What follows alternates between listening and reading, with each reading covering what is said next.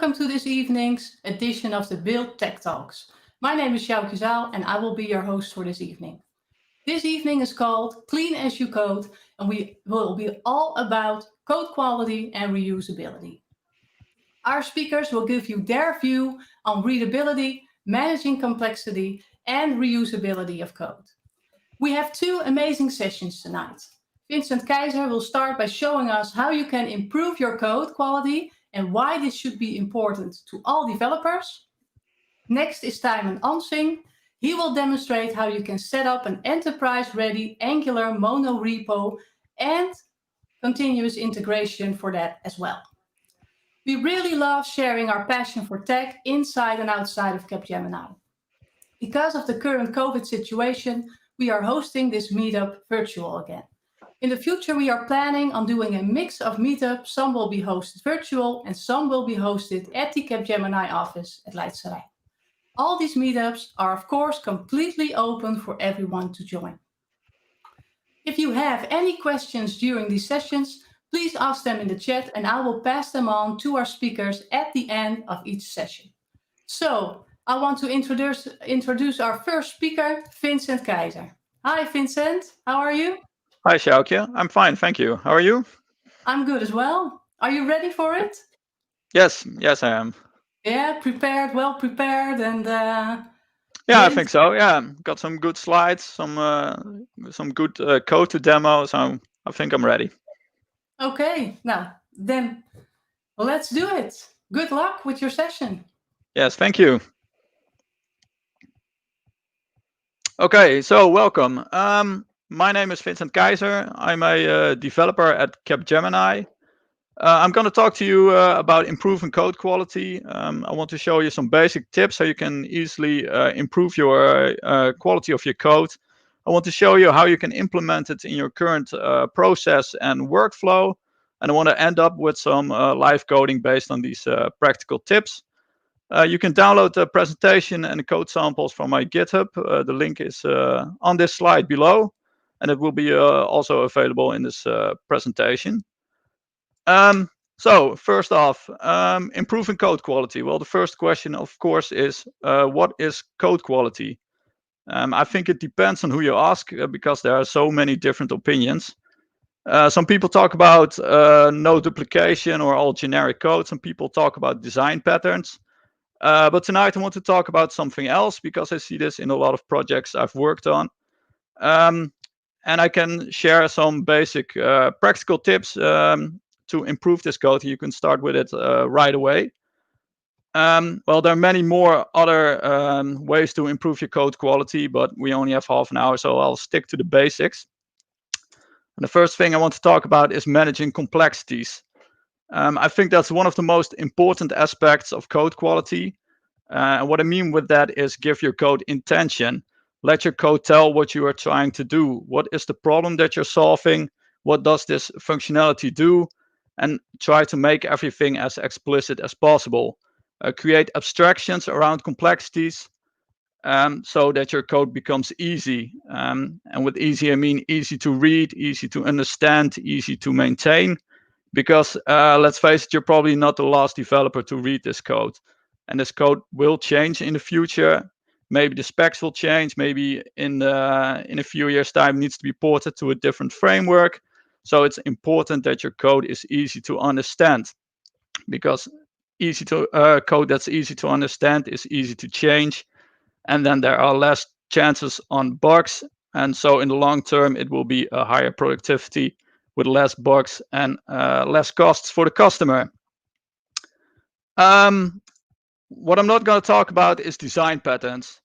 That doesn't mean that I don't think that they're important. I think they're very important. I think that you should learn them. And they're important for many reasons. For example, they're great building blocks that's proven over time. And it gives you a universal vocabulary with other developers. So when you're talking about a factory, the other developer knows what a factory does or at least should do. And that gives you a big advantage. So my first tip is naming. And it's one of the most important things to do. Maybe it sounds like a no-brainer, but it's absolutely not. It's one of the most difficult things to do. And with naming, I mean the naming of your classes, of your functions, of your namespaces, of your variables, and even your unit tests. Give them an intention revealing name. So give them a descriptive name and describe exactly what it does, and try to make it as explicit as possible. So tell what this class, method, variable does, and yeah, keep it functional and feature alike. So not a technical name, but really try to describe what this functionality does, and try to do that in the domain language. So don't use any technical names. Don't come up with your own names. Go to a domain expert and ask him or her how they call that entity, and use that name, and use it consistently throughout your application, or at least the domain you're working in. And these intention revealing names apply to functions or methods as well, but there are some other rules I'd like to apply to functions. One of them is keep them as small as possible. I usually try a maximum number of lines of 4 or 5 lines of code. And when I first heard about that way of working, I thought it was impossible. All my functions were way longer than 4 or 5 lines. But when you try to keep your function like that it does one thing and has one responsibility, it is possible. And when you chop your class up into several functions, you will see that a flow will become in your class, and you can see what this class does based on all the functions it uses. And also keep your function side effects free. What I mean by that is when you call a method several times, it will always give the same result. So when a function is not side effects free, it probably means that your class is stateful. That's something you should try to avoid if possible, of course. And keep your arguments to a minimum. The more arguments, the more complex your function gets. And of course, keep it testable. And the same rules apply to classes. Keep them small, give them an intention revealing name, and make sure that they only do one thing. And when your class is doing one thing, you'll see that it gets more testable. So when a class and you're trying to test it, you have to make many marks or stubs, it probably means that your class has too many responsibilities, or at least too much dependencies. So try to keep that to a minimum. And group your names, group your classes together based on a namespace of features and functionalities. Try to avoid bad namespaces like enums and interfaces, helpers, extension methods, mappers. They're all based on technical terms or types. And that's not what you're working on. You're working on features or functionalities. So try to add that to your namespace, and try to avoid putting classes in the root. It maybe will look fine at first, but it will become a mess in the future. In this example, I show you two types of namespaces. The right one is based on the features and functionalities. So you can clearly see this is probably about file processing, and there's a file reader, some writing, some validating. When I look to the left side, I see all technical terms. I have no idea what this domain is about. It doesn't give me any intention of the code at all. When I need to change the validation, on the right side, I can see it's probably in the validating namespace. And on the left side, it's probably in more than one namespace. So I need to go search for the classes. And in the right side, it's more clear where the classes are. So try to base it on features and functionalities. This is some examples from the demo I'll show you later on. So keep it in mind. And of course, your application will have external dependencies. And I think that's okay. You shouldn't, and you can't write all the code yourself. There are great libraries out there that you should definitely use. So don't be afraid to use external dependencies, but create an abstraction around it. Put them behind an interface. This will make it more manageable with updates. For instance, when a dependency gets a major update with some breaking changes, you only have to adjust that isolated piece of code and make sure it compiles again, instead of that you have to redo your entire application because you use it all over the place. And another thing is, because it's behind an interface, it's easier to test your own code. You can create a mock for that interface, because you're not interested in testing the external dependency. You're only interested in testing your own code. So it gives you several advantages. And if you look at this example, this is a wrapper I use most of the times, and it's a wrapper around the Newtons of JSON. Probably everybody knows this. It's a simple interface and the implementation, just one line of code. This just takes like 1 minute to write, but it gives me a lot in return. So it's a good investment. I would surely recommend doing this. Another thing I see most of the times that people are afraid to throw exceptions. And I think when your application gets into an invalid state, don't be afraid to throw exceptions. Don't continue with null objects or even do nothing in your class. And the same applies to invalid arguments. When somebody provides an invalid argument, just throw an exception. Don't continue because it will create exceptions at a later point in your application. And it's way more unclear than just throw an exception. Yet again, an example of the demo application I'm going to show you later on.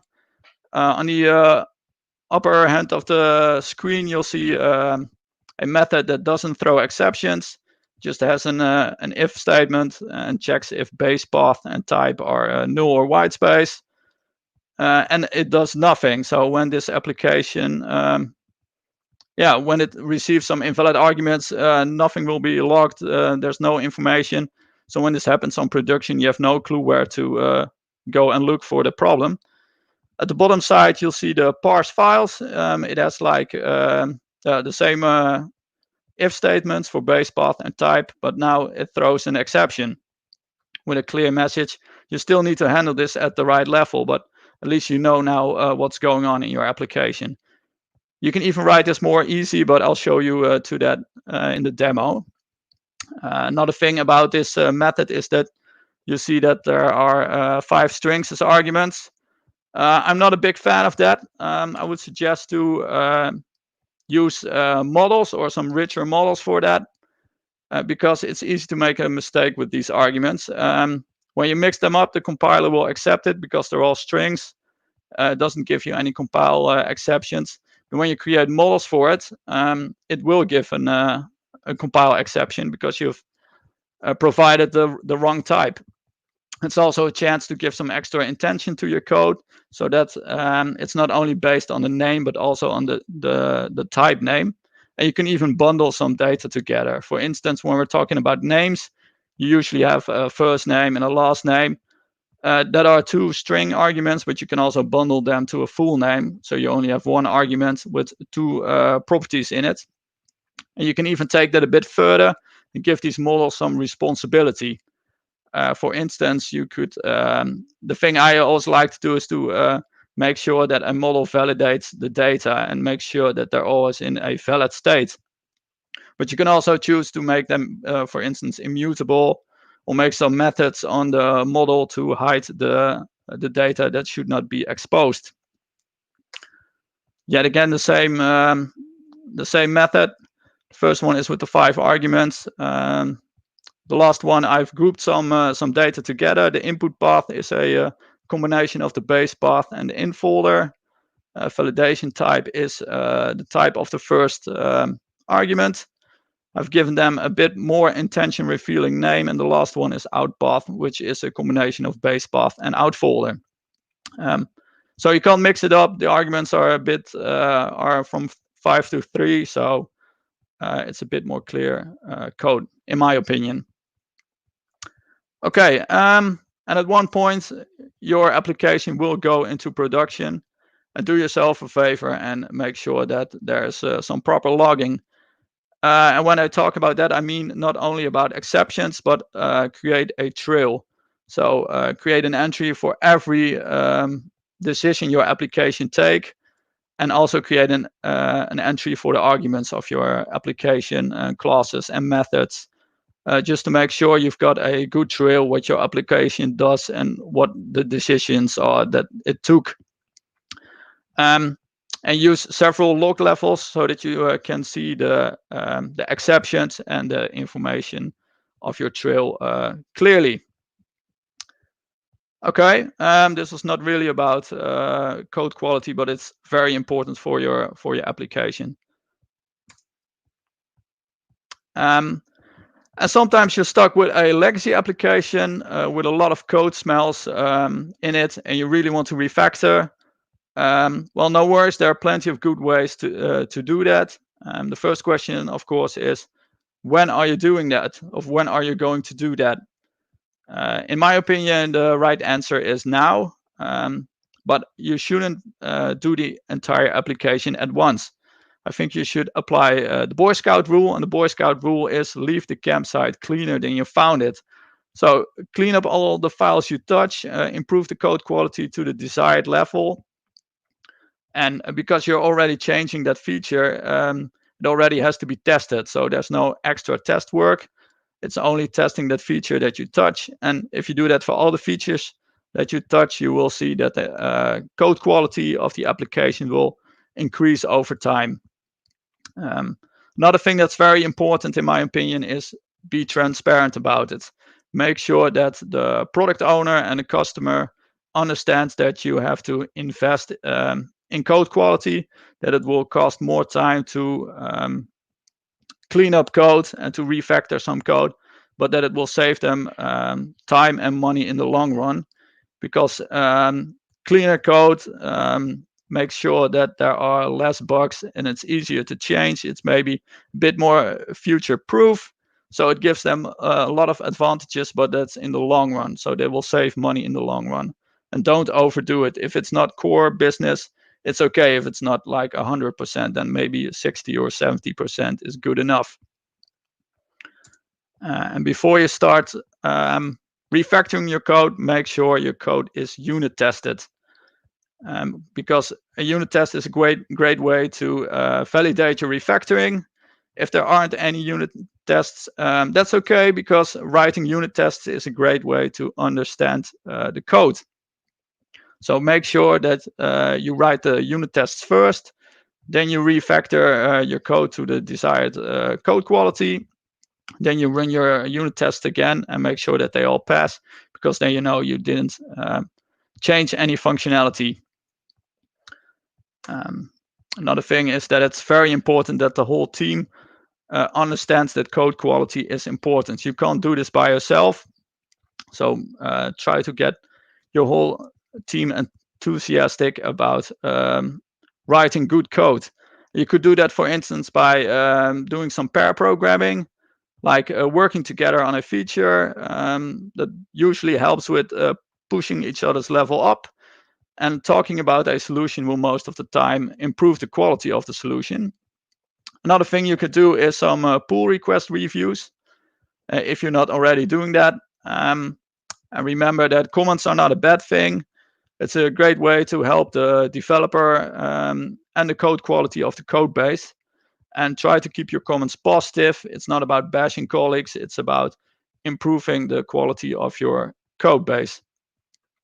And with team effort, I mean not only developers, but also testers and managers.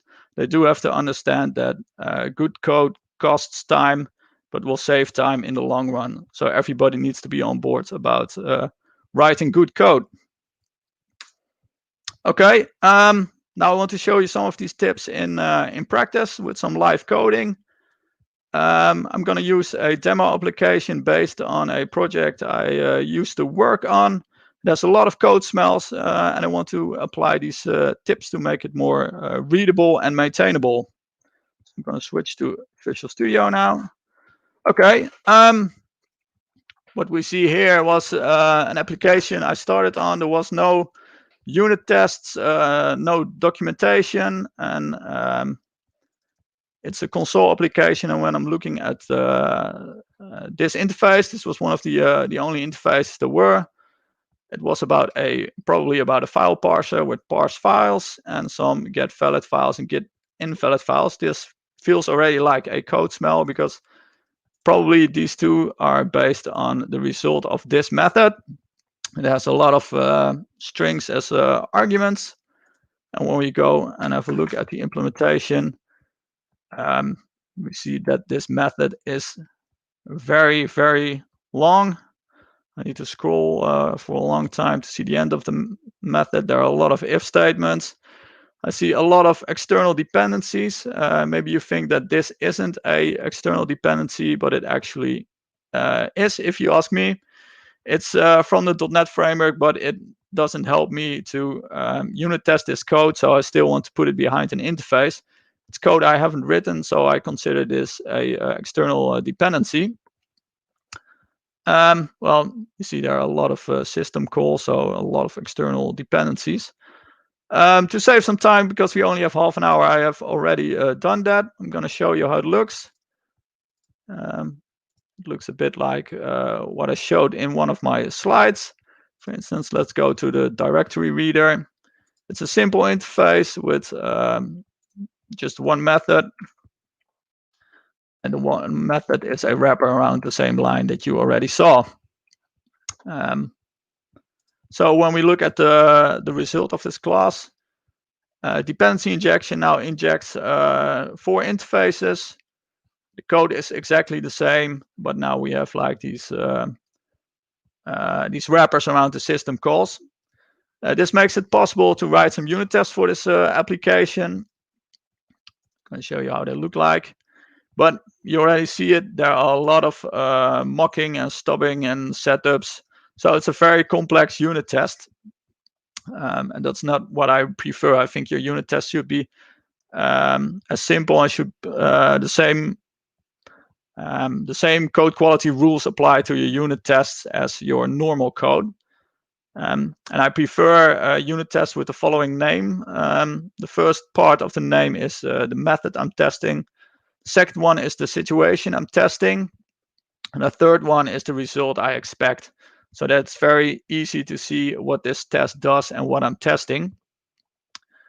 But we need to work on this because this is too complex.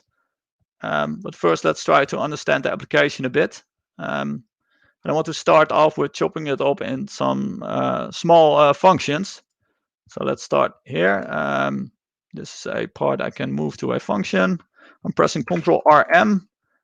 This is a shortcut for extracting methods. This is ReSharper. It's an extension to Visual Studio. It's very handy when it comes to refactoring. I can now enter a new name. This looks like a method that writes valid files to disk. Write valid files to disk. Okay, it created a method. Let's continue. This part of the application gives me the valid files. But again, Ctrl RM helps me with the name a bit. Get valid files. I'm going to remove the empty line. This part gives me the file contents of a file. The file contents. And I even move the if statements to a separate method. For this, it's questionable, but when the if gets too complex, it's very good to move it to another method because you can give a clear name to what this if statements should do. Has files. And let's move this. This gets the file from the in folder. Get files from in folder. Move this to another method. Extract my arguments filled. Okay, so now we the only thing we've done is chopped it up into several methods. Now it's readable what this method does. It first checks the arguments, then gets the files from the in folder. If there are any files, it gets the file contents, and then it gets the valid files. Then it writes the valid files to disk. Okay, that makes it a bit more clear. So now we understand that it's not about parsing files, but it's about processing files. So we can rename this method. I'm pressing Ctrl RR. It's a shortcut for rename. Process files. I'm also renaming the interface. Yet again, Ctrl RR. File processor. also updates the class name. The only thing resharper doesn't do is rename my files, so I have to do it manually. It used to do so, but I don't know why it doesn't anymore. Processor. I'm going to create a namespace because I don't want to have them in the root. File processing. Select my files. Control RO is for moving files. It automatically adjusts the namespace, so that saves me some time. Okay, the next thing is these two methods. Let's try to make this side effects free. So I'm gonna remove this two, and the easiest way to do it is just let this return a model. Let's call it process summary. Oh, shouldn't have done that.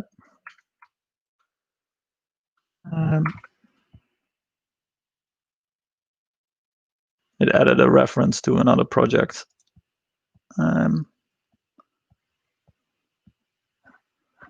Create a new class. It's a summary. Let's make it public. Okay, we could do it like this, in a good old DTO way. Total number of files.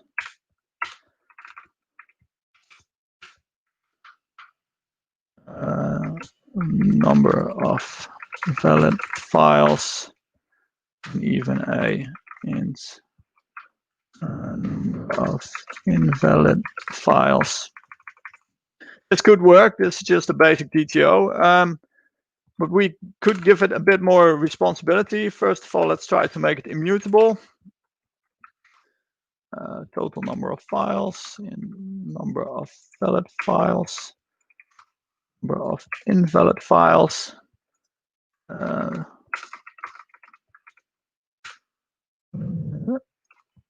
Number of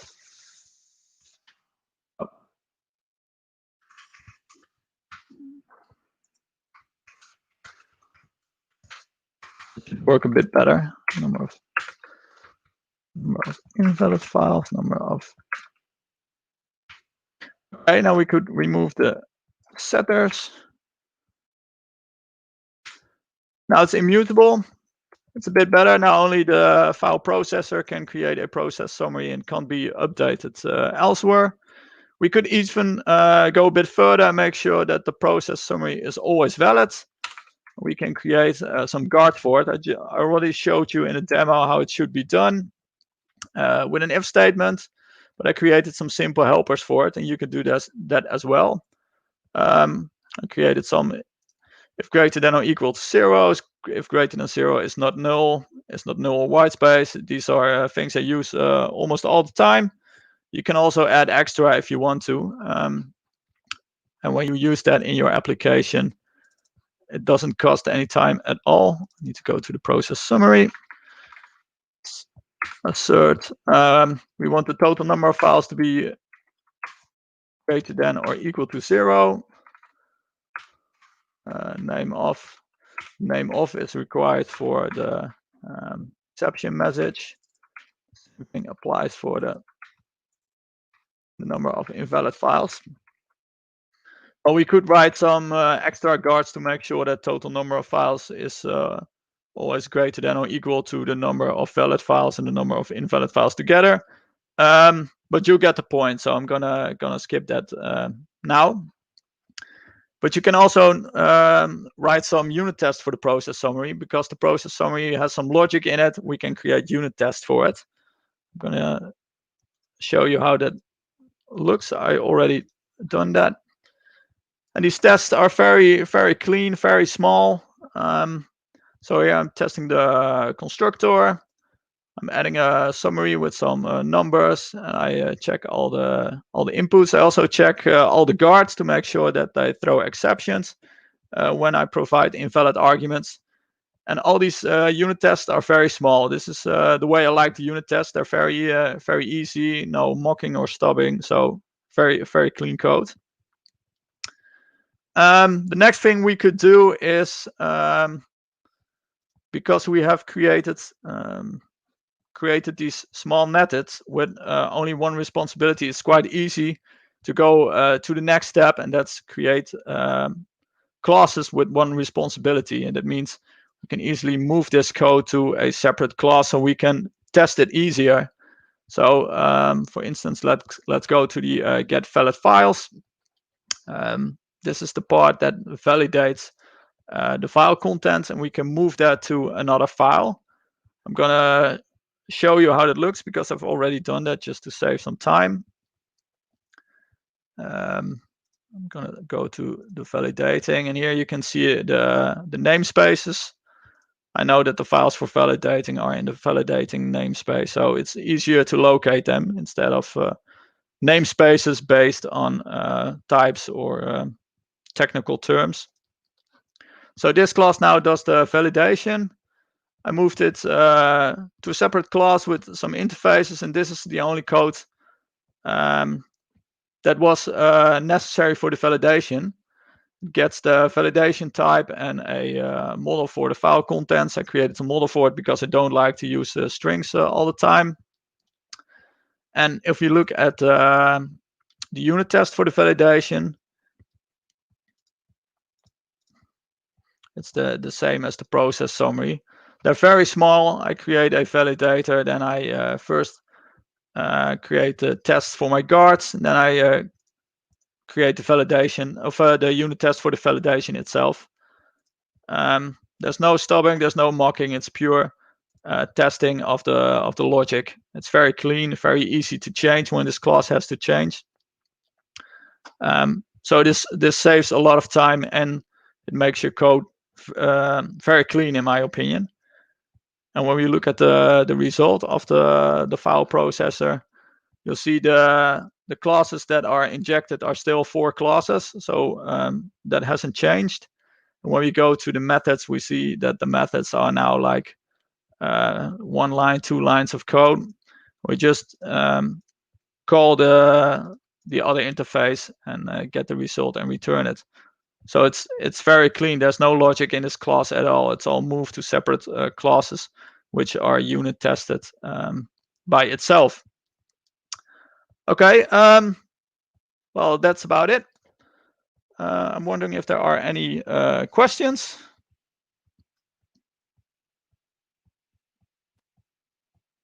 I don't hear. There are a couple of questions. Good. The first one is from Lars van der Vliet. He asks us if the business or the business or the customer uses Dutch business terms. Would you translate those terms into English or use the Dutch terms in your code? No, I would stick to the domain language and use the Dutch terms, and use words like get and set in English because we all know that, and the domain term I'll keep in the language they're used to, so Dutch or maybe French or. Okay. Yeah. Okay. Good. And I have one question myself. You were using Visual Studio for this. Can you also use Visual Studio Code? Is that convenient as well? Yeah, you can even it works the same. You maybe don't have ReSharper, but still same rules apply. And it's not only bound to C#, it's also bound to Java or JavaScript, or you can it's just concepts, and you can use it in all kind of languages. So it doesn't it has nothing to do with an EDA. It's just concepts of code, and you can use it in every language you want. Okay. Yeah, great. Do you see this used at customers as well often, or? Not as much as I'd like to. It gives us an opportunity to bring it to the customer and show them why we are, or at least I think we are good developers, and that they can really benefit from this kind of code. Yeah. So we should advocate that more into with our projects when we are at clients. Absolutely. Yes. Yeah. Okay. So thanks for this great presentation. Really good session, really awesome. I learned a lot from it, so thanks a lot. Yeah, thank you for having me. Okay, so the next speaker is Tijmen. Hi, Tijmen. Hello. How are you? I'm good, thanks. Just Yeah? listened to an interesting talk of Vincent, and I just hope that my demo code is somewhat according to his guidelines. Okay, yeah, let's hope so. Yeah. You have a judge, yeah, who is watching. Yeah. Yeah. You are going to take this from a different angle, code reusability. You're going to use Angular monorepos for that to show Yeah. us how So to do. Vincent uses C# and .NET, and I will focus on Angular. Yes. Yeah. Do you do a lot of Angular work in your day-to-day job? Since 2017, I guess it's a full-time job, mainly Angular and .NET, but lots of Angular code. Yeah. Okay. Okay. Nice. So you know what you're talking about. Then I hope so. Yeah. Then the floor is yours. Good luck. Okay. Thanks.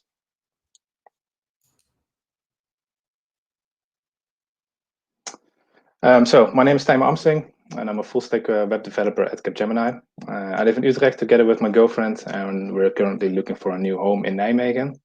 And I've been working for Capgemini since 2016, and I did multiple projects with Angular and .NET Core. And like Vin said, I like to invest time in code quality, and I'm always interested in ways to improve and automate my work.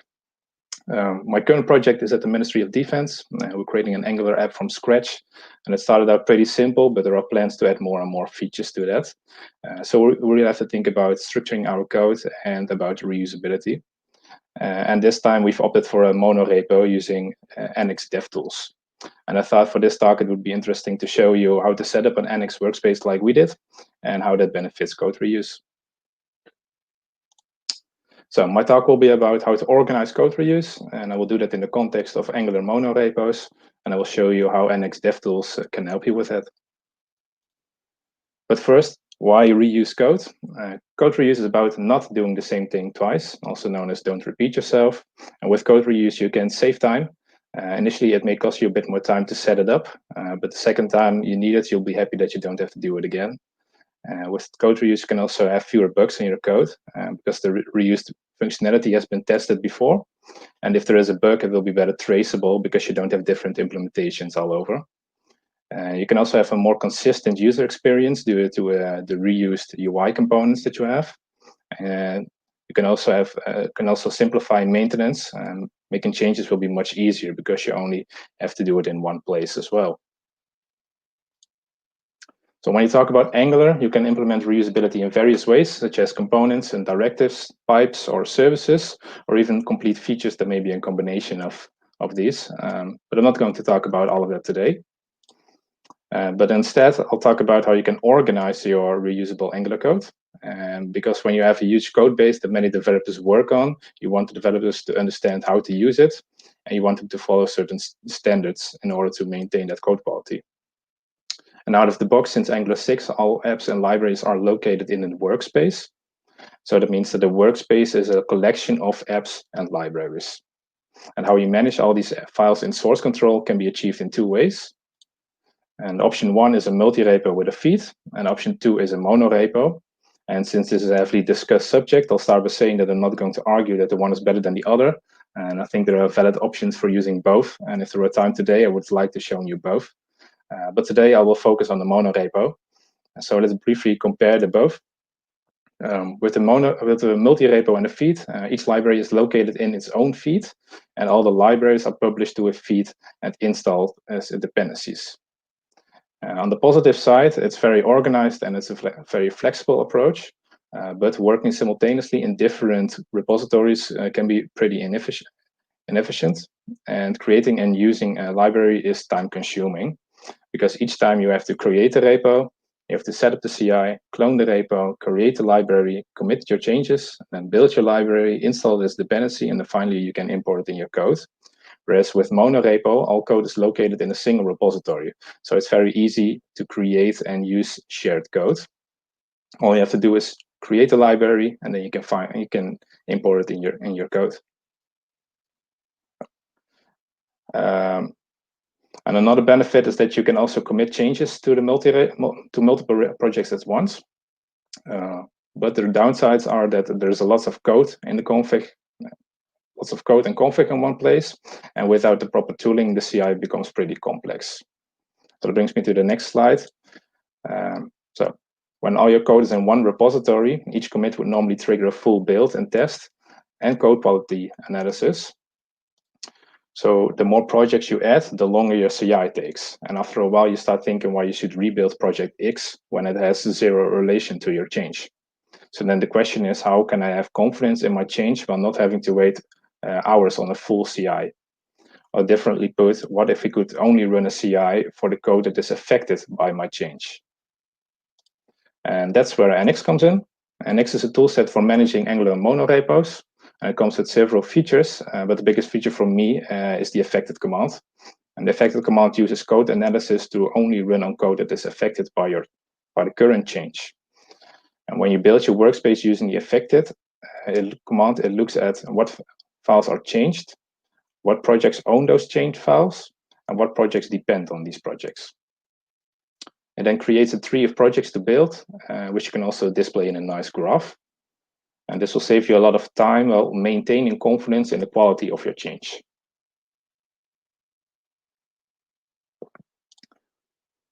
But it doesn't stop there. NX also brings computation caching. NX stores the result of your build, the test, and the lint when you run a command, and it determines if it has been tested, if it has been computed before. And if so, it returns the cached result rather than executing it again.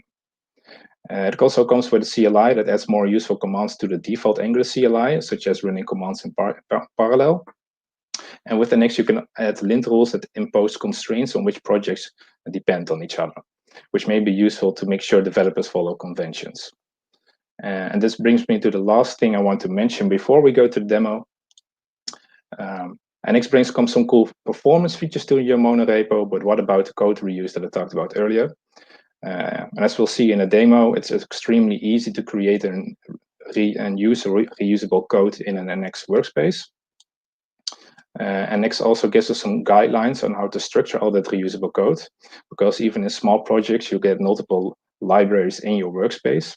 And when the number grows, or even when another developer starts contributing, it's a good practice to have some conventions. And this helps in making your code understandable and better maintainable. And the following is something that NX recommends as well, to make conventions on what type of libraries there are. Each type should have a specific goal.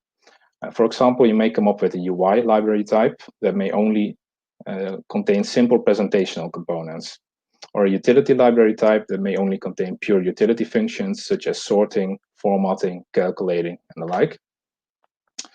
You can also have conventions on scopes and naming of the libraries. And the scope can be anything, but what you often see is that you have libraries that are specific for an app and libraries that are can be shared across multiple apps. So it's a good practice to place libraries in folders according to its scope. And you may want to include the scope and the type of the library in the name of the library. And at last, you can add tags to the libraries to specify that scope and the type. And these tags can then be used to create linting rules to enforce constraints on the dependency types. For example, you may want to prevent utility libraries to depend on UI libraries. And all of this will also come back in my demo. And in my demo, I'd like to show you the following. We'll create a new NX workspace with 2 apps and some reusable libraries. We'll view the dependency graph to understand the workspace structure. We'll use tags and lint rules to constrain the allowed dependencies. And we'll use the affected command to quickly run builds and tests. And at last, we'll review a CI pipeline that I created in Azure DevOps. So I came up with the case we're going to implement. A school wants 2 apps that help students and teachers to create and hand in school assignments. And the students should be able to view the assignments and hand in the assignments. And the teachers should be able to create assignments, review the assignments, review the hand-ins. And the teacher should also be able to manage the students that are in his or her class. And as you can see, both the teachers and the students need to do something with assignments and hand-ins. So I think we have some great opportunities for sharing code there. And as an example, I'd like to show you how to create and use libraries for the assignments.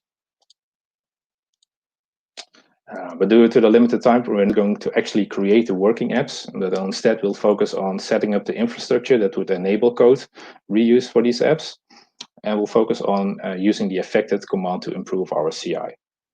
I've prepared a repository that contains the final result, but I have also set up some branches with intermediate progress so that we can skip the boring stuff.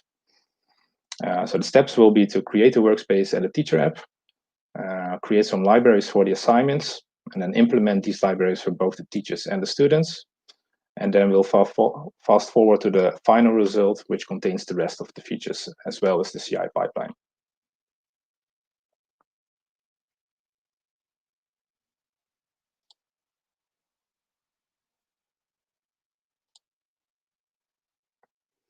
So I'm using Windows Terminal, Windows Subsystem for Linux, and I'm using Visual Studio Code. And you can use any tool that you like, but I would recommend VS Code for Angular development. And as a preparation, I've already checked out some branches with intermediate progress in different folders. So let's now start with creating a new workspace. And all you need to do for that is to run the command npx create nx workspace.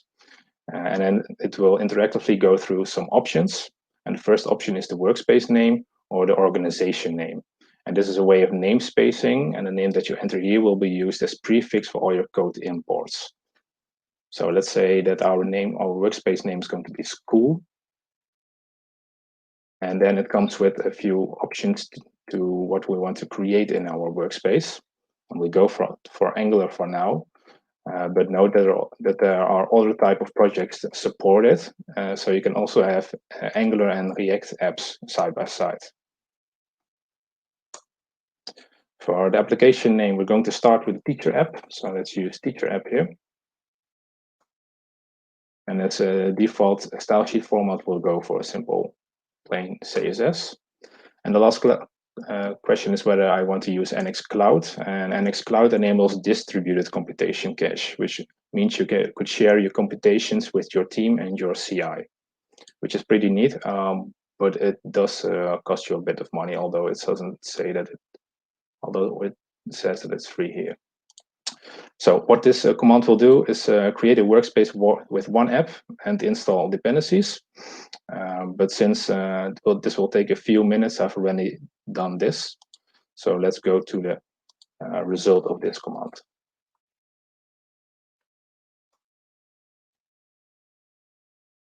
Open Visual Studio Code.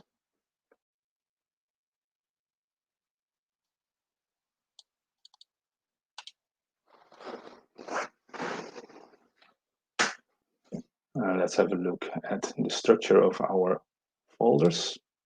So as you can see, we have one apps directory, which contains the teacher app and the end-to-end tests.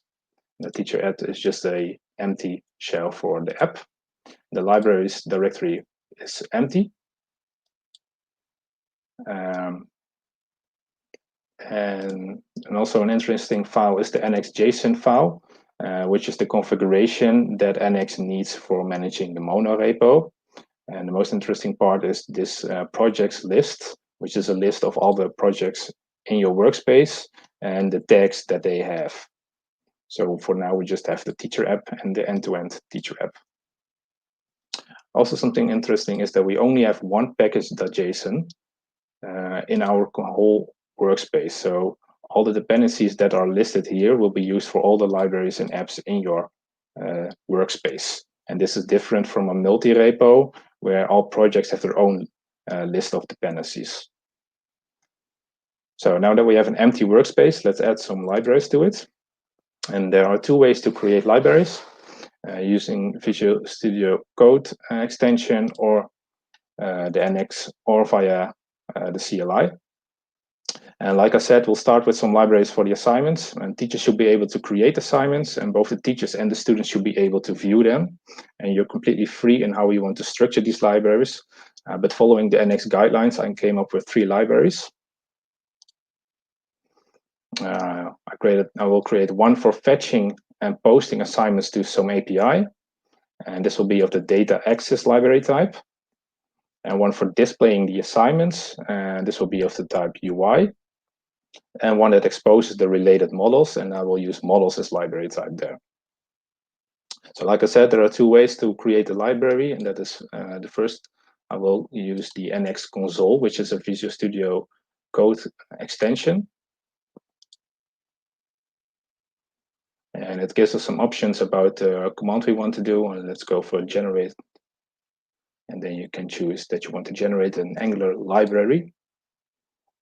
And it gives us a lot of options, but there are only a few options that we're going to need for now. And that's the library name, which will be, let's start with UI. So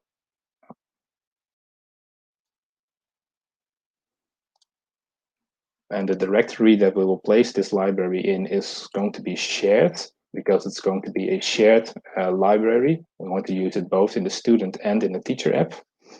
And besides that, it's going to be placed in a folder that is called assignments, because we're going to have 3 libraries that have to do something with assignments, and I want them all 3 to be located in the shared assignments directory. And the last option that we're going to use is the tags option. So we're going to tag this library with 2 tags, and that is one for the scope, and the scope is going to be shared. And the other tag is going to be the library type, which is going to be UI. NX already does a driver in that shows us what files it will create. And if you're okay with that, you can click on Run. And it will ask you one more question, which is the style sheet, and we'll go for CSS again.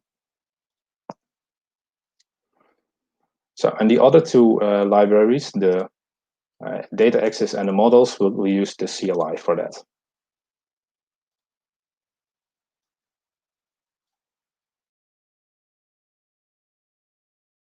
So this is the command for that. We're going to create an Angular library. The name will be data access. The directory will be shared assignments, and the scope will be, then tags will be scope shared and data type as data access as type. And we'll do the same for the models library.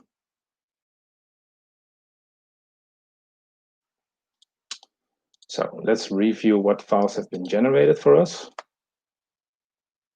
As you can see, we've now got a shared assignments directory in our libs directory with 3 libraries in there. The data access, the models, and the UI, and they're just empty libraries that we can add code to. And it also added these projects to the NX.json file with the scopes that we entered in the CLI or in the Visual Studio Code extension. But with our code, these libraries aren't going to do much. So I've added some code in another branch. So let's go to that. And let's close this.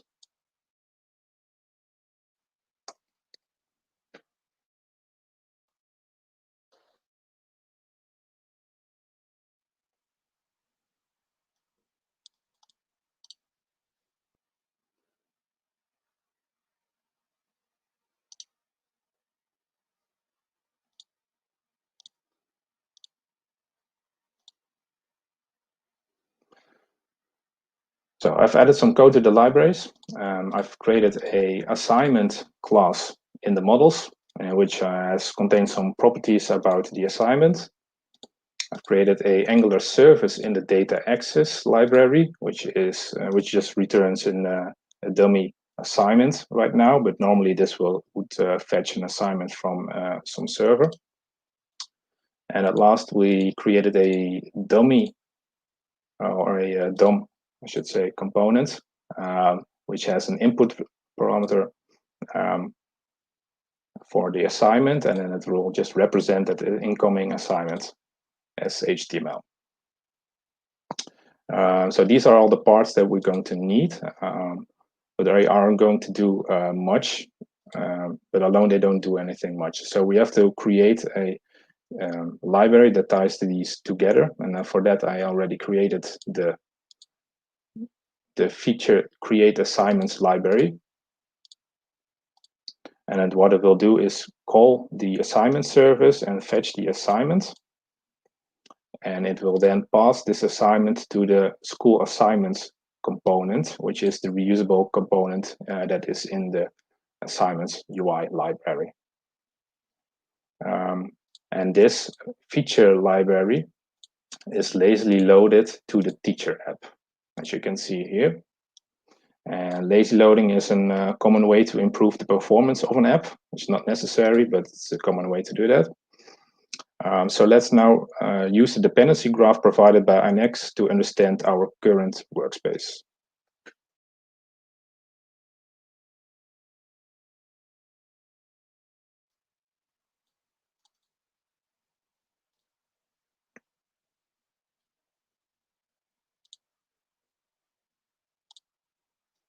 So as you can see, we've got one teacher app, and that lazily loads in the teacher feature create assignments library, and it's lazy loaded, so it's a dotted line. And this feature library then imports the 3 assignments libraries. And as you can see, we've got a teacher scope and we've got a shared scope, and within the shared scope, we've got a shared assignments scope. So let's also have a quick look at what the application actually looks right now. And I'm not a designer, so it looks pretty basic. But the important part is actually the graph that tells us what the application looks like.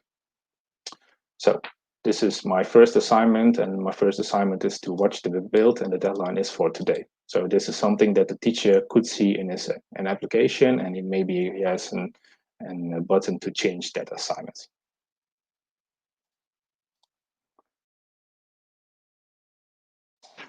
We can now easily use the same libraries for the assignments, for viewing and assignments in the student app.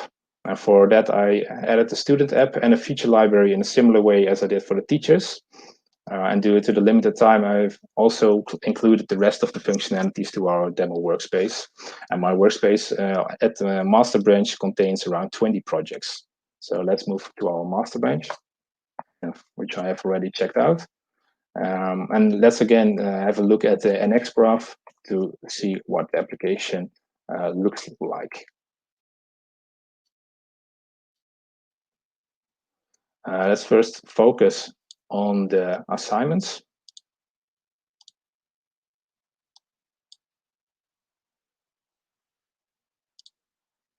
So as you can see, we still got these 3 assignments libraries, and they're still imported in the teacher library, but they're now also included in the student app and the student feature view assignments library. Now let's focus on what else we've got in the student app. Because besides the assignments, I've done something similar for the hand-ins. So we've got a data access, a UI, and a models library there. And I've created some util formatting library, and I've created a UI header library and a UI menu library. And I've also created some dummy things for authentication. And all of these things are in the shared scope, which means they can also be used by the teacher app. So as you can see, this is everything for the teacher app. And as you can see, they're also using the assignments, the authentication part, and the hand-ins, but also the formatting utility library and the menu and the header as well. But different than the student, the teacher also has some libraries specific for the teacher, and that is to administer the class and the students that will be in his class. And this is something that is specific for the teacher, and we don't want the student app to include or import anything that is in the teacher scope. We want to prevent that. So how can we enforce that? And we can do that via tags and lint rules. So let's have a look at that.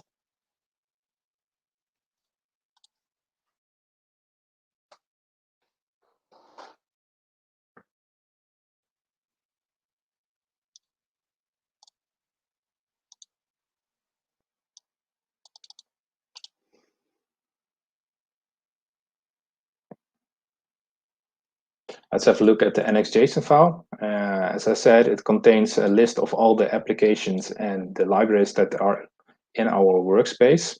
And during the creation of the libraries, I also added tags for their scope and the type of the library. As you can see, all the projects now have a tag to it. And we'll reuse these tags in our lint. Because the cool thing is that we can set up some lint rules that make sure the developers don't start importing teacher-specific libraries to the student app. And you're completely free in what tags and lint rules you want to use. And you could also do without. But let's see our setup. This is a common TS-lint file with some lint rules. But this is something that is specifically for NX workspaces. And it contains a list of dep constraints, which are always a combination of a source tag and tags that may be imported, may be used by the source tag. So, for example, a library that is tagged with the scope student tag may only depend on other libraries of the scope student tag or in the scope shared.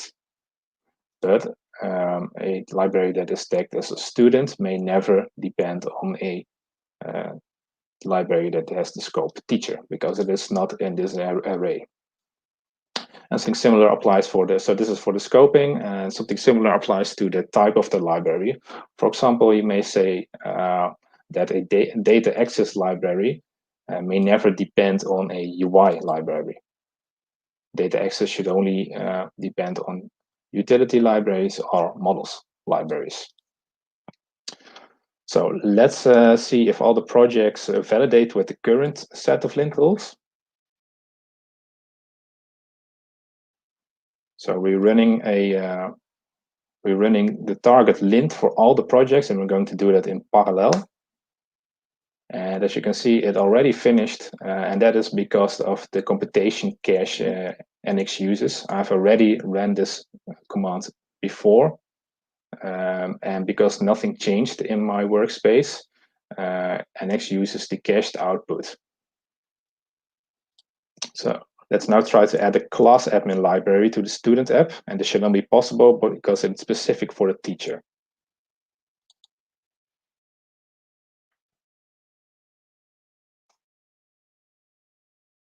I'm just going to create to add the models of the class admin to the imports of this app module of the student.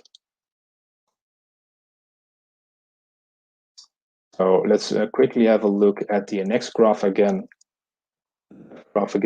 to review our change.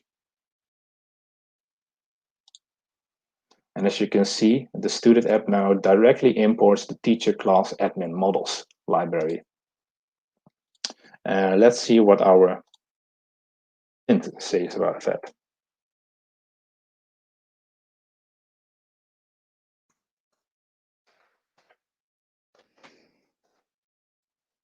And it's not going to use the cached output because something changed.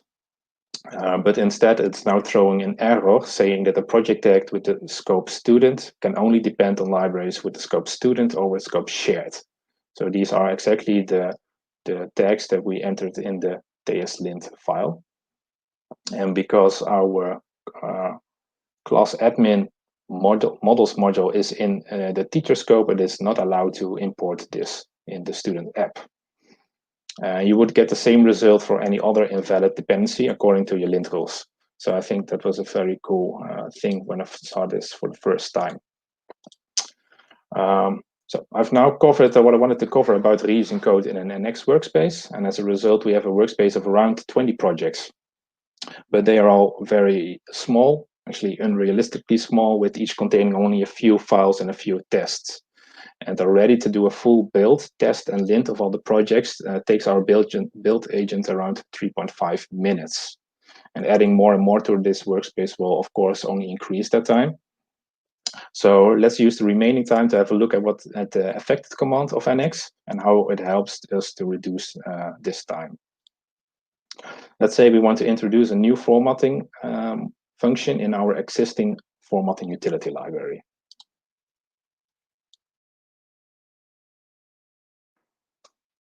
We're going to check out a new branch for that. And for the sake of the demo, we'll just create some random class in the shared util formatting project. And I will name that class by new formatter.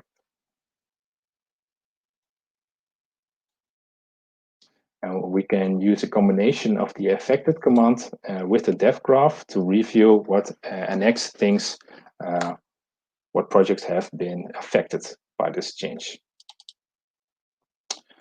So what NX does is it see in what projects the change has been made, which is in the shared util formatting library.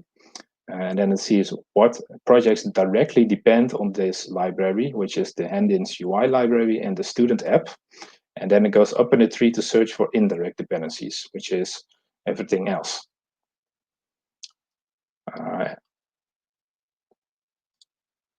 NX marks everything that is affected in red, but as you can see, it's only a small fraction of our complete workspace. And to have confidence in this change, we only need to run the CI for the projects that are in red, because all the other projects aren't affected by our change. And that's exactly what I've told NX to do in my Azure pipeline.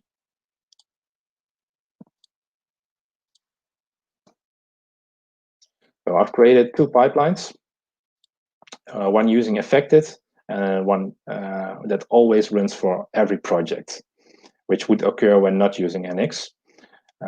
And this pipeline, which is called Slowpoke, uses the run many command, and it targets lint, test, and build. And it does that for all projects. So nothing fancy here. And the other pipeline uses the affected command for linting, testing, and building. And it sets our master branch as a base for what it should compare our changes to. And lastly, it runs the command for each project in parallel, which also is an option that NX provides out of the box. And I've already let the pipelines run for the change we just did, which was adding the file to a formatting library. So let's review the difference in time for both pipelines.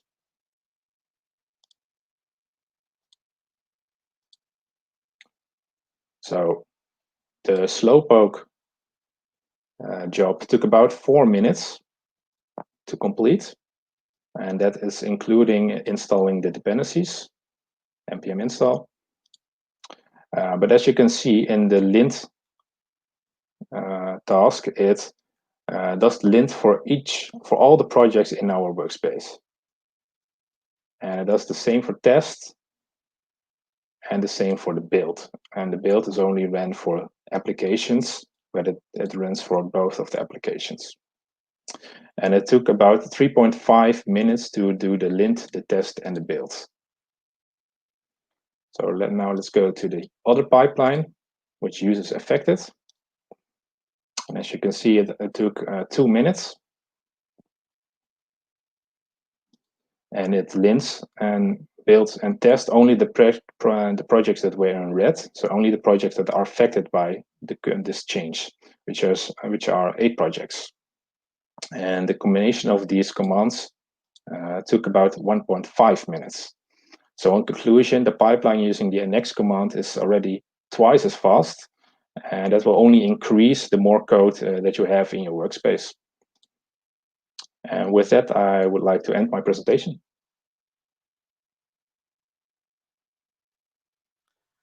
Thank you. Great presentation.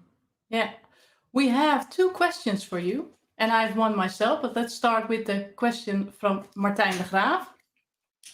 He asks his question is when a project grows, is it common to go from mono to multi repos? And are there any guidelines for that? Well, Google uses monorepo and Microsoft uses monorepo, and they have lots of code. So I don't think it's an option to say how big your project is, because I think the monorepo can be used for big and small projects. So it's really depends on what your team likes in the end, I guess. Okay. So is it a best practice then to use monorepos over multi-repos? Well, that's like I said in my presentation, that's a heavily discussed subject. I like to do it this way for the current project that I have, but I've also worked with the multi-repo setup, and I also like that as well. So it's not a bad practice to choose either one. But if you do choose for a monorepo and you're using Angular, I would certainly recommend to use NX, because without NX, it's pretty difficult to manage the monorepo and to manage your CI as well. Okay. So there's one more question. Rutix asks if this means that all projects always have to use the latest version of a library. Not certainly the latest version of a library. If I guess he's targeting that there's only one package JSON in your workspace, which lists all the third-party dependencies. And yes, all your libraries and all your apps use the same third-party dependencies, but of course it doesn't have to be the latest version of Angular that you depend on. It may also be Angular 6 or 7 for whatever you want to use. But yeah, all the projects use that same version of Angular if you're depending on that version. Okay. I can imagine that this is completely new for people that are watching. Do you also have some tips on documentation besides your GitHub repo that they can check, but also some more documentation for starting? Yeah, well, there is the NX Dev website, of course, which contains a lot of examples and documentation. And they also wrote a book about this, which Okay. isn't 100, which is about 50 pages, I guess. It's not that big, but it does contain some of the guidelines that they have. Yeah. Okay, nice. And is that something that you can download from that website as well? I downloaded. I guess you have to subscribe or enter your email address, and then we'll send it to your email. But yes, it's free. Yeah. Nice. Good starting point then. Okay, so thank you for this session. Really awesome. I guess we all learned a lot from it. Nice topic. So this concludes this edition of the Build Tech Talks. And this evening and future sessions will all be shared on our YouTube channel. So if you are interested in more of this, you can subscribe to this YouTube channel, or you can subscribe to our Twitch channel. We are also broadcasting our live streams over there as well. If you're interested in all the events that we are organizing from Capgemini, you can sign up for our Capgemini digital meetup channel. And the meetup URL is shared below in the description of this live stream. So thank you all for watching, and hopefully we'll see you next time.